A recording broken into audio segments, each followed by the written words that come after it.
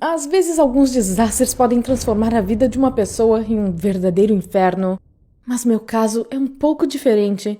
Nós fizemos de tudo para evitar o desastre, mas minha vida mudou totalmente do mesmo jeito. Tudo aconteceu alguns anos atrás. Nas férias, meus pais me surpreenderam dizendo que passaríamos 3 meses em uma ilha fabulosa em algum lugar da Ásia. Eles alugariam uma casa e nós iríamos viver naquele paraíso durante as férias inteiras. Mas o problema é que eu não queria ir para lá de jeito nenhum. Eram minhas últimas férias escolares e eu queria passá-la com meus amigos. No ano seguinte, todos iríamos para faculdades diferentes e talvez até perderíamos contato.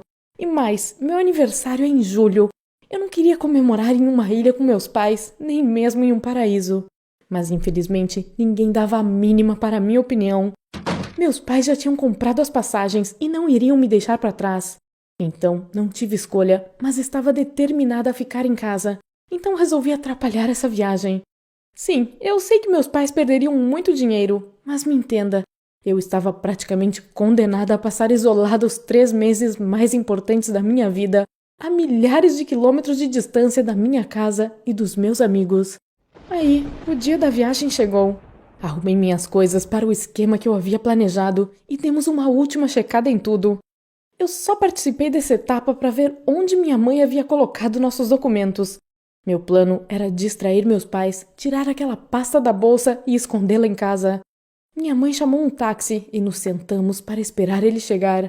Pensei que aquele seria o momento perfeito para criar um pânico. Então saí de casa por um segundo, liguei para o serviço de táxi e cancelei o pedido. Eu esperava que o carro não chegasse e que minha mãe começasse a ficar preocupada e saísse de perto da mala por pelo menos 2 segundos. O carro não apareceu na hora combinada e meus pais começaram a ficar apreensivos. E quando a mamãe ligou para o táxi de novo para saber o que havia acontecido, descobriu que eu estava sabotando nossa partida. Como eu havia planejado, ela entrou em pânico e os dois correram para fora de casa para pegar um táxi de última hora. Excelente! Aquela era a brecha de que eu precisava para roubar a pasta e jogá-la dentro do guarda-roupas. Feito isso, corremos para o aeroporto.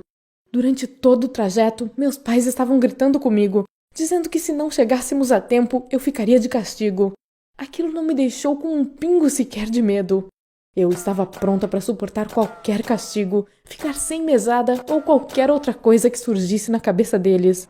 Chegamos um pouco atrasados, mas ainda há tempo de pegar o voo. Meus pais correram para fazer o check-in, mas na hora H, quando a mulher pediu os documentos, minha mãe ficou atônita ao ver que eles não estavam lá. Não dava tempo de voltar para pegá-los, então eu venci. Quase gritei de alegria, mas aí vi o olhar demoníaco dos meus pais e me dei conta de que estava bem encrencada.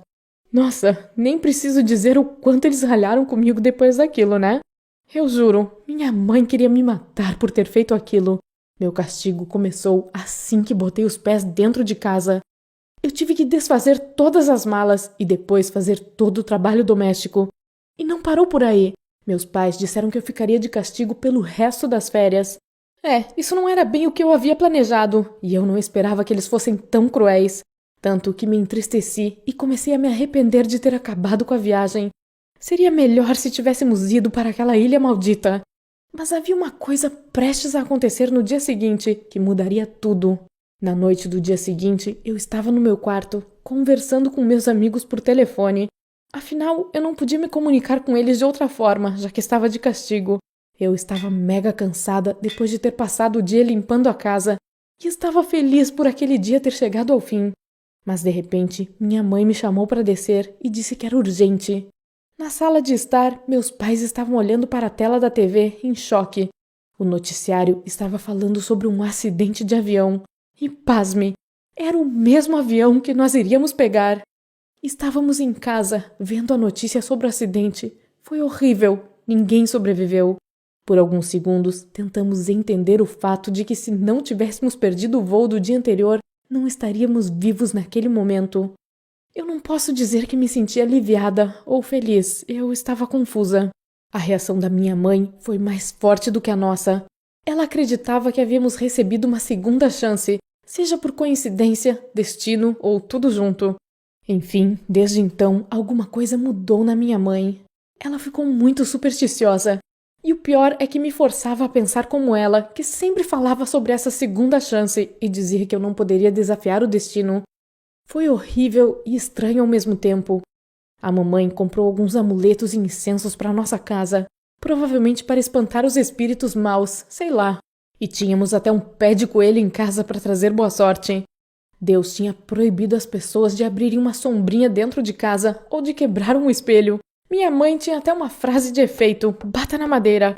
Ela dizia isso o tempo todo. Eu nem consigo imaginar o que poderia acontecer se a mamãe visse um gato preto atravessar a rua. Estava difícil suportar aquilo. Eu nunca acreditei nessas coisas, mas se isso fazia minha mãe feliz, tá bom, né? Mas, após um incidente, comecei a ficar preocupada com a minha mãe. Meu pai e eu fomos fazer compras e quando voltamos, encontramos alguns estranhos em casa. E eles eram bem esquisitos. Estavam andando ao redor da casa com fones de ouvido e instrumentos de medida. Enquanto isso, minha mãe estava sentada na cozinha e os observava calada. Ela explicou que eram especialistas que estavam investigando nossa casa para detectar alguma atividade paranormal. E eu fiquei tipo, o quê? O que é isso? É tipo caça-fantasmas? Foi estranho pra caramba. Mas o problema é que esse procedimento era bem caro e minha mãe gastou uma nota preta. Aí tivemos uma conversa séria com ela sobre superstição e essa bobagem de atividade paranormal. A mamãe confessou que talvez tivesse exagerado um pouco, mas ainda temíamos que ela se desse mal por causa disso. Sei lá, existem tantas seitas que enganam as pessoas de tantas formas. Depois disso, ela parou um pouco com as superstições. Mas pouco depois, meu aniversário chegou e aquela paranoia toda voltou. É que meu aniversário é no dia 13 de julho e naquele ano caiu em uma sexta-feira. Pois é, a expressão sexta-feira 13 fez minha mãe ficar amedrontada e ansiosa imediatamente. Ela disse: claro que vamos comemorar seu aniversário, mas no sábado. É melhor não sair de casa na sexta-feira 13 para não abusar da sorte. Ah, não! Aquilo já não era superstição, era paranoia mesmo. Aí eu disse que queria fazer uma festa em casa, mas a resposta dela foi a mais idiota que já ouvi. É melhor não termos estranhos na nossa casa, pois eles podem trazer má sorte ou até alguma maldição. Foi uma pena meu pai não ter lutado contra a vontade dela. Durante todo aquele tempo, ele só concordava com ela, mesmo não acreditando em nada daquilo. Mas eu não iria tolerar aquela maluquice. Aquele era meu dia e eu faria o que quisesse.